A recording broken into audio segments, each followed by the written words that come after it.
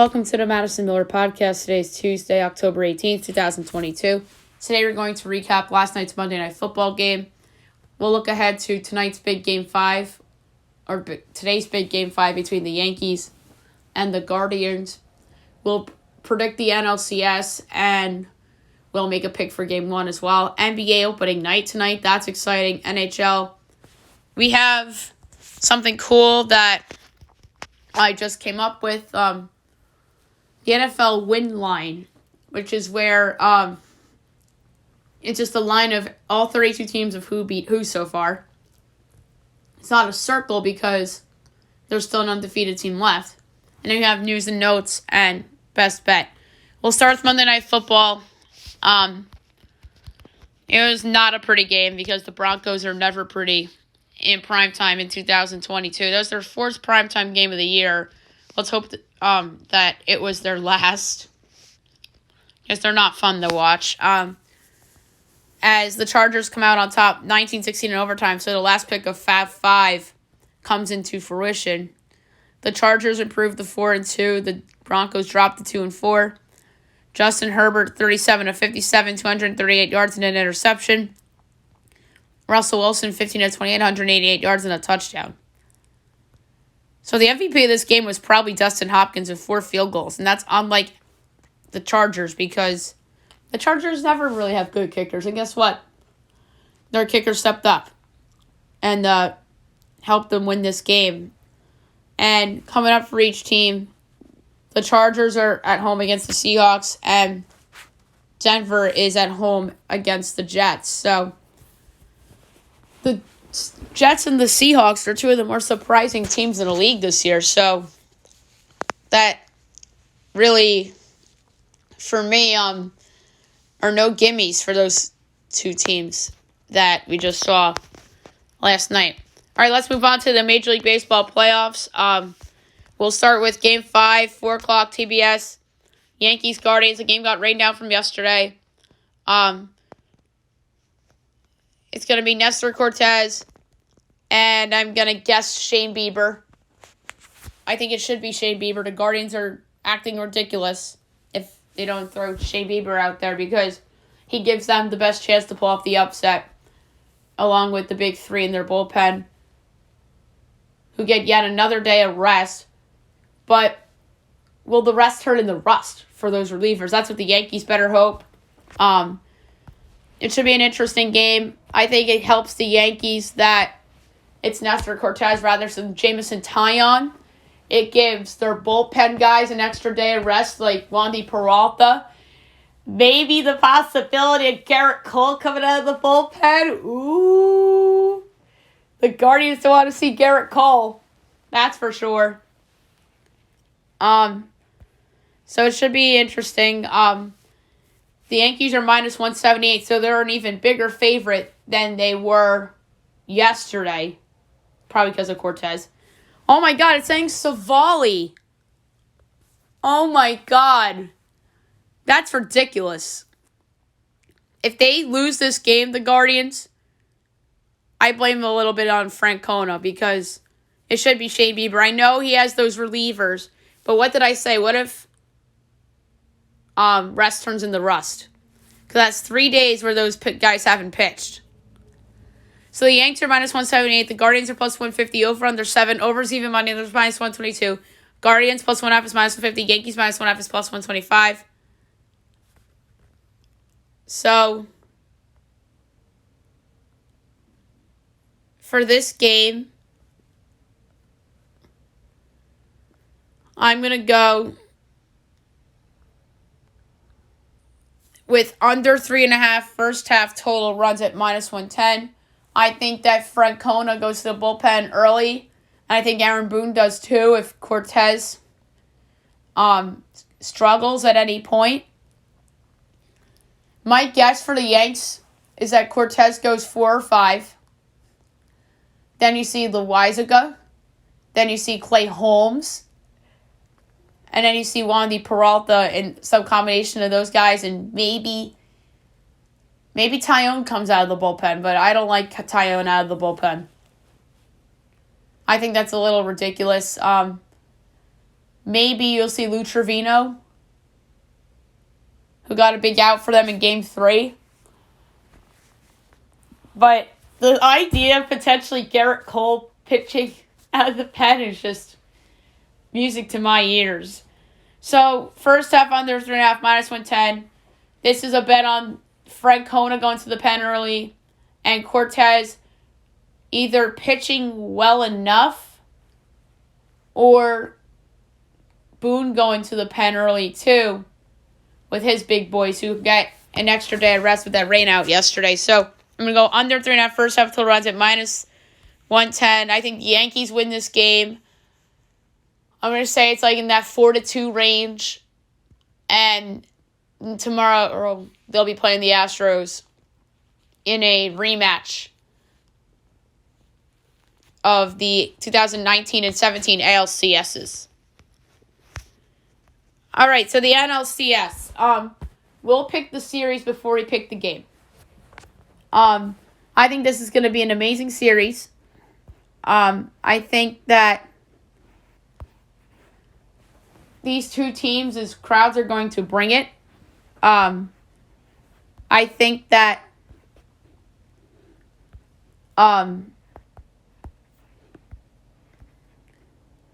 the Phillies and the Padres are both teams of destiny, but the question is who's ultimately the team of destiny.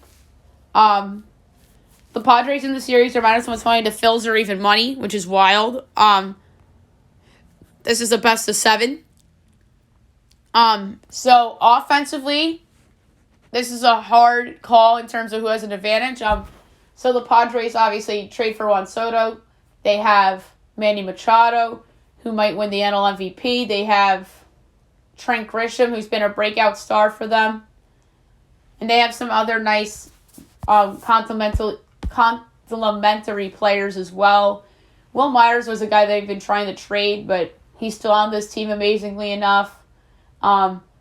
Jake Cronenworth's a good role player. The Ewing theory is out on the Padres all in on the Padres because of no Tatis. So that's a thing. And then the Ewing theory is also with the Phillies. No Joe Girardi. So Ewing theory is going to be following one of these teams to the World Series, whether it's Joe Girardi or who was fired in the middle of the season, or Fernando Tatis Jr., who obviously got hurt and then suspended and then got surgery again. So it's going to be interesting to see where that ultimately lands, and that's an interesting subplot. So pitching, I think the Phillies have the top end pitching with Wheeler and with Nola and Ranger Suarez, but I think the Padres have more depth pitching with Joe Musgrove, Yu Darvish, Mike Clevenger, and Blake Snell. And I forgot to mention the Phils offense and who's really better. The Phils are very top-heavy offensively as well. Bryce Harper, Kyle Schwarber, who both have played in big games before. Schwarber has a ring with the Cubs. Bryce Harper was a victim of the Ewing theory in 2019 after the Nats won without him after he left to go to Philadelphia. So he hasn't won a ring yet. But obviously, like I said, he's playing a lot of big games. Nicholas Castellanos has been in some big games, but not a lot. I feel like he's always stuck on bad teams, but for once he's actually on a good team, although he hasn't had a good year this year. Alec Boehm, Rhys Hoskins. So the Phillies have a lot of depth offensively, but they are not good defensively. So the offensive edge I'd give probably to Philly, but the defense I say goes to San Diego in terms of the position players. Starting pitching, top-heavy Philly. Starting pitching, depth, San Diego. Bullpen, I give the edge to San Diego easily. They have two of the better relievers left in the playoffs. The addition of Josh Hader has proved to be money for them. And then they have Robert Suarez, who's just been money in these playoffs as well. Nick Martinez has gotten big outs for them in the bullpen. So I give the bullpen edge to them. Although Philly has some arms in their pen. But I really think that is probably their biggest weakness. Their best reliever this year has been Jose Alvarado. Zach Eflin closed out this Cardinals series win. Sir Anthony Dominguez has some promise. He had a good year. Brad Hand's been in some big games.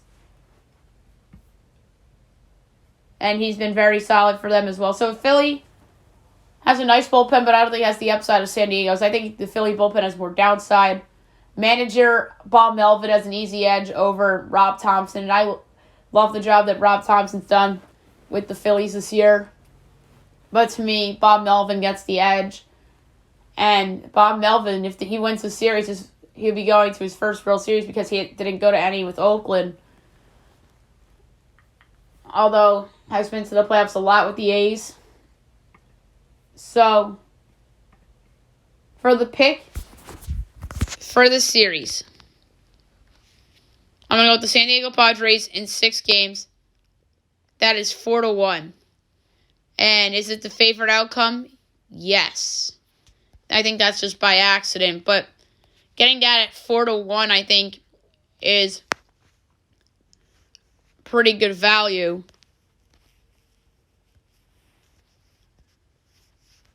So, my pick for this series is going to be the San Diego Padres in 6 games at 4-1. And then for game 1 tonight, the starting pitching matchup looks like it's Ranger Suarez against Yu Darvish. Or no, it's Zach Wheeler against Yu Darvish. My mistake. So last time we saw Wheeler was in Atlanta.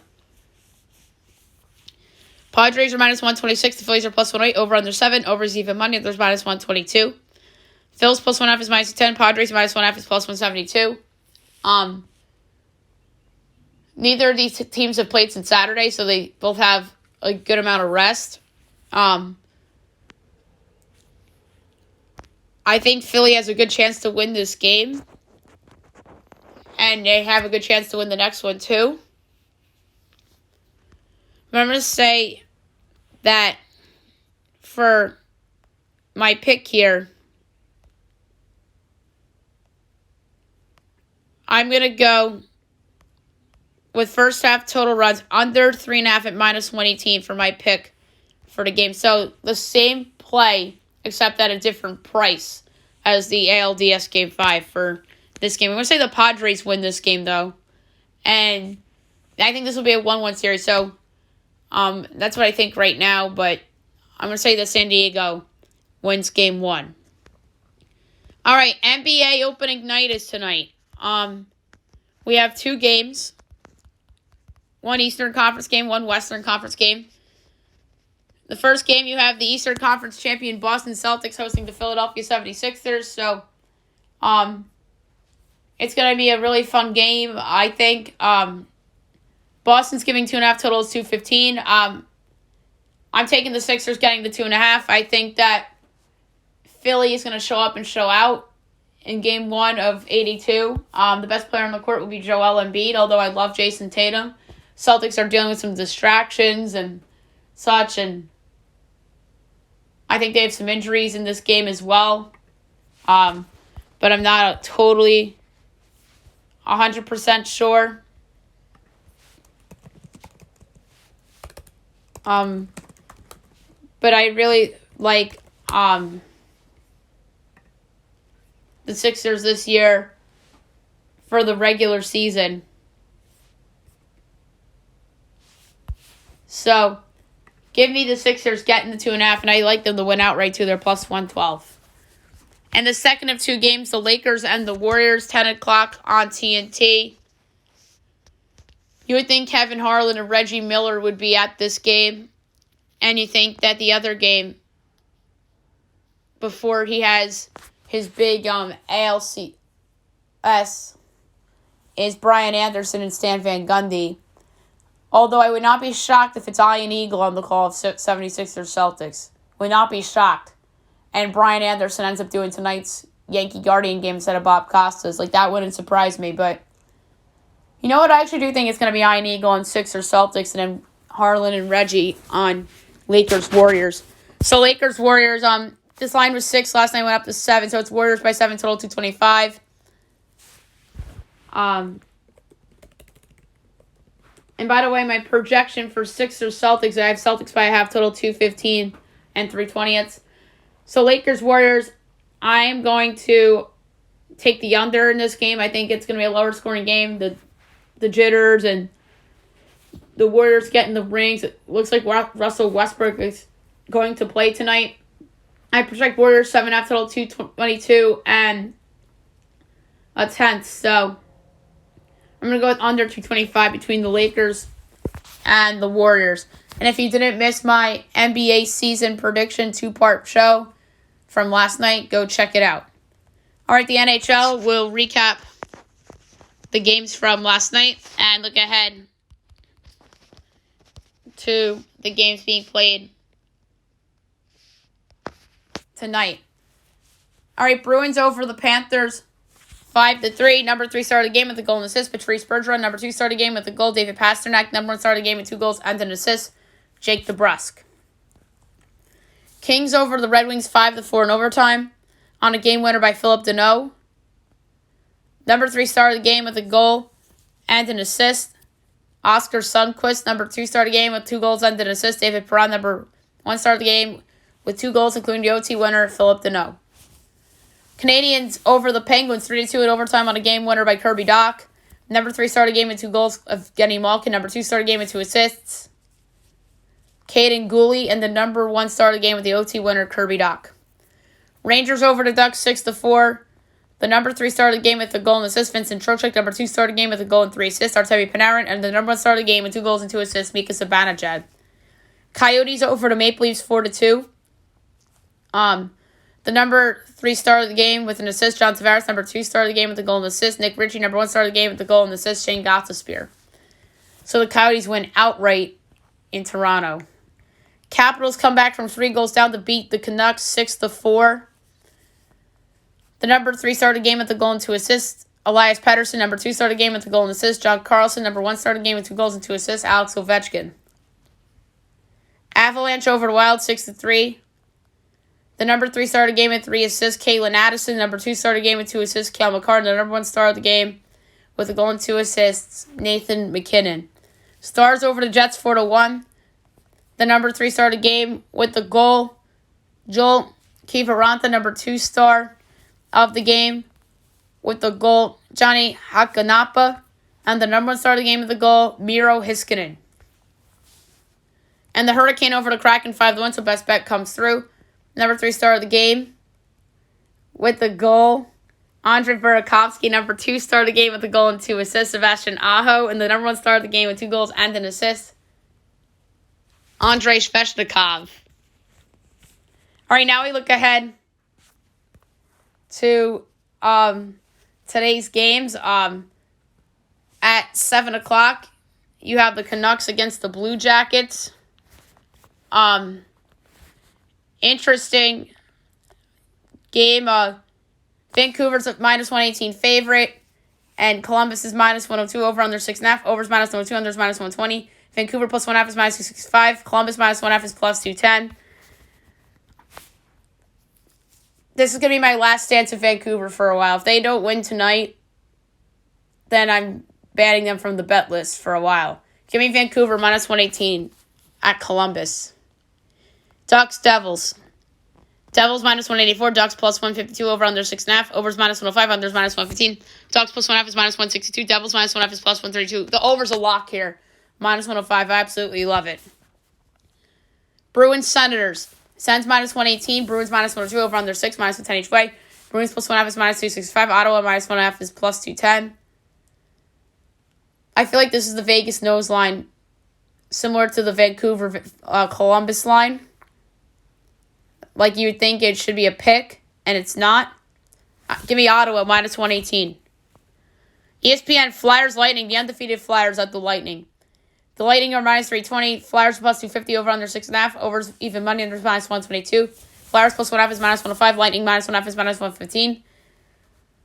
I'm going with the Lightning on the puck line. I think this is finally the game where Philly self-combusts. 7:30, Sharks Islanders. Isles minus 10, Sharks plus 172, over under 5.5, overs minus 122, others even money. Sharks plus 1.5 is minus 160, Islanders minus 1.5 is plus 130.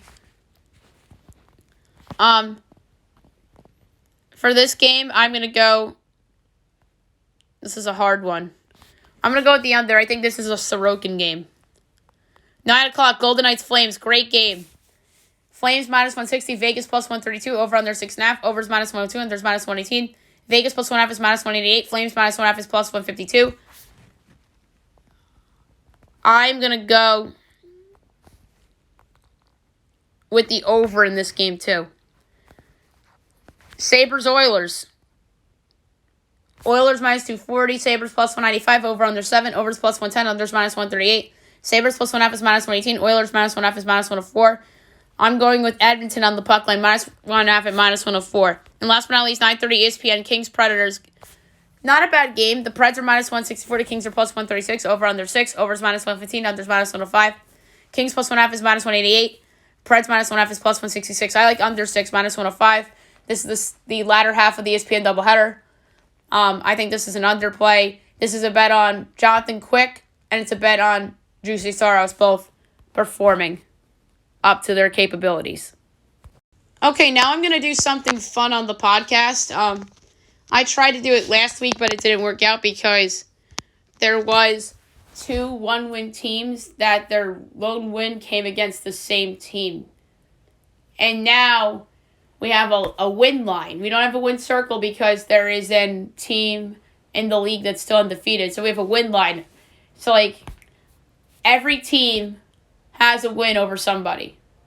We'll put it that way. But it's not a circle though, because it's a line because it ends on a team. So I present to you the win line. We'll do the win circle once the Eagles lose. The Philadelphia Eagles started, obviously. So the Eagles beat the Vikings. The Vikings beat the Packers. The Packers beat the Patriots. The Patriots beat the Browns. The Browns beat the Steelers. The Steelers beat the Bucks. The Bucks beat the Cowboys. The Cowboys beat the Giants. The Giants beat the Ravens. The Ravens beat the Bengals. The Bengals beat the Jets. The Jets beat the Dolphins. The Dolphins beat the Bills. The Bills beat the Titans. The Titans beat the Colts. The Colts beat the Chiefs. The Chiefs beat the Cardinals. The Cardinals beat the Panthers. The Panthers beat the Saints. The Saints beat the Falcons. The Falcons beat the Seahawks. The Seahawks beat the Lions. The Lions beat the Commanders. The Commanders beat the Bears. The Bears beat the Texans. The Texans beat the Jags. The Jags beat the Chargers. The Chargers beat the Raiders. The Raiders beat the Broncos. The Broncos beat the 49ers. And the 49ers beat the Rams. Do the Rams and the Eagles play each other this season? I don't think so. They might. I don't think so. Because I think the Eagles played the Cards, the Cowboys played the Rams, the Giants played Seattle, and then Washington.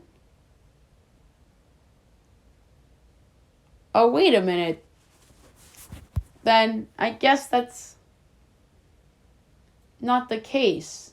I guess the Giants do play that division this year. Because the 49ers came in second in that division, not Arizona. So that's a little bizarre. We'll see how the schedule breaks. But the Cowboys played the Rams, the Eagles played the Cards. The Giants are going to play the Seahawks this year in a couple weeks. But I don't think that those two divisions play against each other this year. I think the North plays the East. And then the South plays the West. Because Green Bay played the Giants and they're playing the Commanders. And the Giants also played the Bears. And so the Commanders. So that makes more sense. So it's just based on division placement. So that's just bizarre that the Eagles played Arizona. The Cowboys and the Rams both finished in first. I thought the 49ers finished in second last year. Were they the 7th seed? The Rams were the 4. Zona was the 5. Oh, right.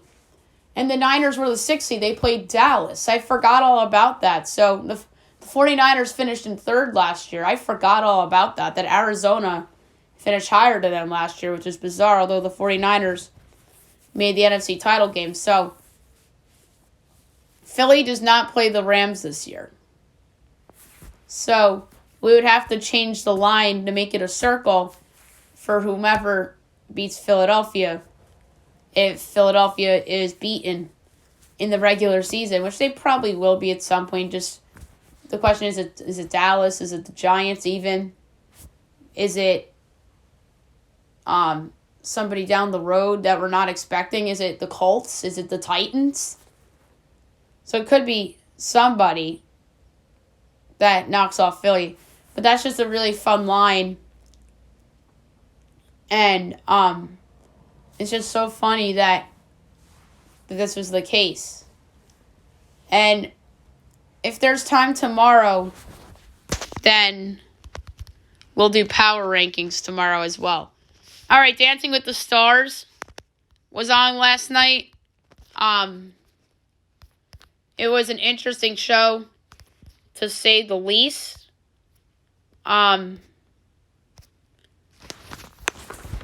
As there were some good performances, and there were some performances that were not so great. So, week 5 was Stories Week.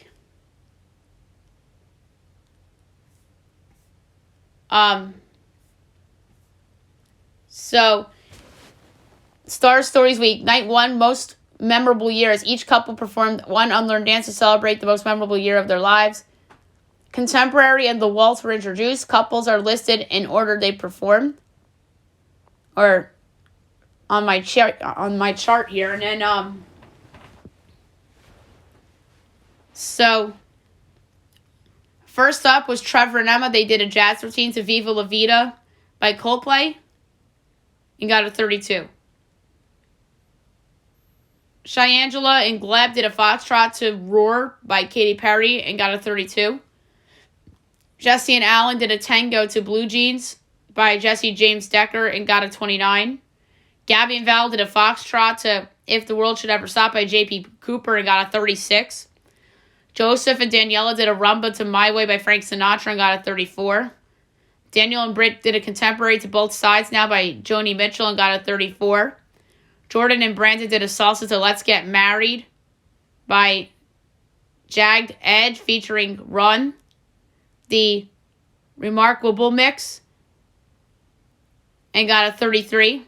Charlie and Mark did a contemporary to When the Party's Over by Louis Capaldi and got a 39. That was the best dance of the night by a mile for me. Vinny and Coco did a jazz number to Levels by Avicii and got a 32. Heidi and Artem did a rumba to Can't Take My Eyes Off You, I Love You Baby by Lauryn Hill and got a 36. Wayne and Whitney did a foxtrot to Beautiful by Jim Brickman and Wayne Brady, ironically enough, and got a 37. And the last number of the routine was Selma and Sasha did a waltz number to What the World Needs now is loved by Andra Day and got a perfect score of a 40. But she had to withdraw from the competition for medical reasons, although she and Sasha Farber still performed their waltz. As a result, no one was eliminated at the end of the night.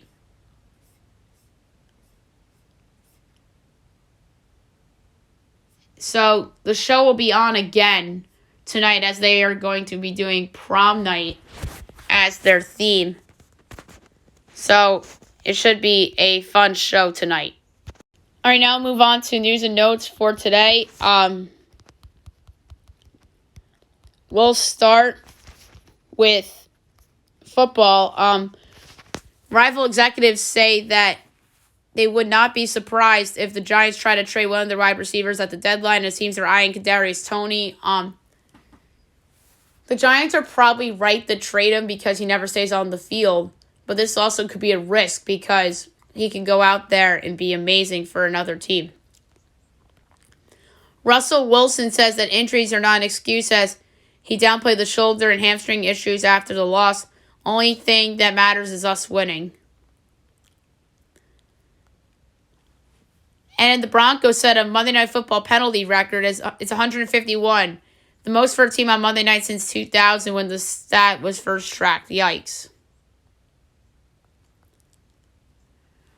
DeAndre Hopkins, who's going to be back next week for the Cardinals, trolled the Texans on Instagram after the Texans executive resigned. Robbie Anderson traded to the Arizona Cardinals for a 6th and a 7th round pick after he was kicked out of Sunday's game. That actually is a really good trade for Arizona, as Hollywood Brown may miss 6 weeks with a foot injury, which is a brutal loss for that team, and he might be out for the year. So the trade for Robbie Anderson makes a lot of sense. And I like it for Zona. And Kyler Murray voiced out some frustration as he says that his rookie year was the last time it was this hard for him. Just paraphrasing what he said, but that could be accurate. And then Nathaniel Hackett says the Broncos aren't sure how severely Wilson's hamstring was hurting during the loss to the Chargers. Carson Wentz likely out 4 to 6 weeks, as they're to start Taylor Heineke. Yikes. The Rams lose their starting left tackle, Joe Newcomb, for the season with the torn Achilles. That is just brutal for the Rams. They need to go out and trade for a tackle in the trade market. They really, really do. But where do they go for it is the question. Like, would Taylor Moton accept the trade to the Rams? Or he plays right tackle. He doesn't play left tackle. Trying to think of some of these players on bad teams. Would Detroit trade one of their tackles? The Rams need a tackle. And you know they're not going to give up on the season.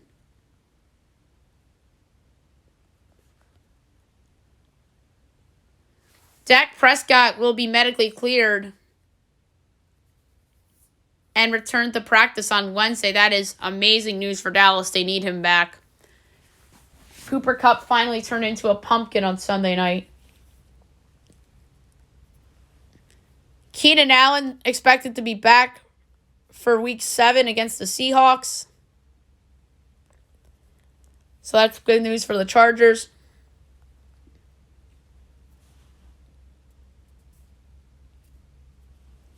Tua Tagovailoa expected to play on Sunday night against the Steelers after clearing concussion protocol on Saturday. So that's wonderful news for the Dolphins. Packers wide receiver Randall Cobb to miss multiple weeks after spraining his ankle against the Jets. Rams trying to trade Cam Akers or looking to move him so he can get a new start. Cliff Kingsbury open to new play caller as he says whatever it takes to win, I'm all for it.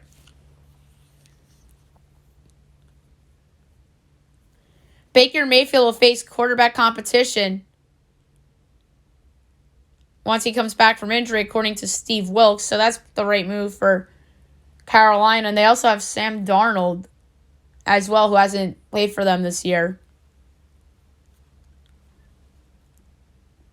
Deshaun Jackson is visiting Baltimore for a workout. That'd be crazy. Him on the Ravens. We'll move on to baseball now. Obviously, Game 5 got postponed. Nestor Cortez will get the start. But there's no refunds for Game 5. As they say, no refunds or exchanges will be offered for fans who had tickets for last night's game. And the tickets are valid today. And something interesting is that Garrett Cole told Aaron Boone that he was available to pitch yesterday. So he might be in play today, which I mentioned while picking the game. That would be wild. Fernando Tatis Jr. has second wrist surgery, which was the wrist that sidelined him this year, and is expected to return in March. We'll move on to basketball now. The Utah Jazz extend general manager Justin Zanuck. They really just want to tank. So he has a lot, and I mean a lot, of job security. Dennis Schroeder out 3 to 4 weeks with a thumb injury. He's somebody that I don't think should factor into the line for betting. I didn't do those yet. There's not any big players out for either of those teams, or the two teams playing in the league game of the doubleheader. But that is a loss from a depth standpoint for the Lakers. Zion Williamson will make his long-awaited season debut, or return, I should say, tomorrow night against the Brooklyn Nets. So that would be awesome. Chris Middleton expected to miss the first few weeks as he recovers from off-season wrist surgery. That's not good news for Milwaukee. Bronny James is the first high school athlete to sign an NIL contract with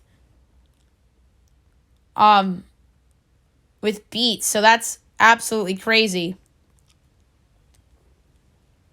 There's going to be some interesting restricted free agents this summer. Among them, Grant Williams and Matisse Thybulle, among players who didn't get rookie extension deals.